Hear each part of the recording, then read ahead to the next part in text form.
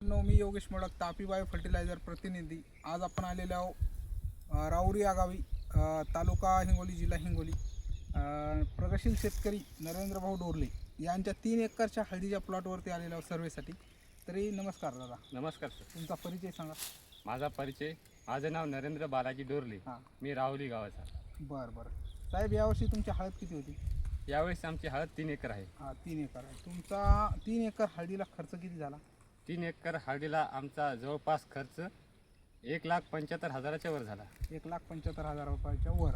तुम्ही जे आहे ते सड यावं नाही म्हणून आधी काय ट्रीटमेंट केली होती? सुरुवातीला जेव्हा आम्हाला कळालं की आपल्या हळदीला आता सड लागत आहे, हां, की आम्ही केमिकलची डोस देणं सुरू केली आणि fungicide असे सोडले. केमिकल पेस्टिसाईड सोडली. हां, आणि याच्यानंतर पण आम्ही 5-6 वेळ ड्रिचिंग केली, तरी पण आम्हाला काही फरक जाणवला नाही.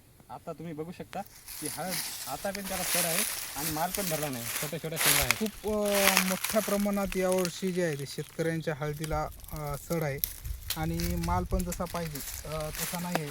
तर शेतकरी बंधूंनो, जे केमिकल आपण बुरशीनाशक सोडतो किंवा कीटकनाशक सोडतो, त्याने एक जमिनीचा पोत हलवतो.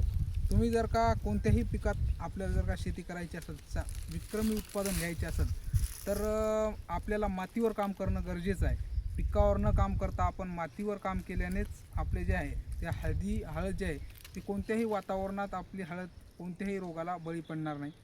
तरी जे आहे तर तुम्ही जर का 2026मध्ये जर का हळदीची लागवड करत असाल, तर तुम्हाला नियोजन लागत असेल, काही माहिती लागत असेल, तर तुम्ही माझ्यासोबत संपर्क साधू शकता.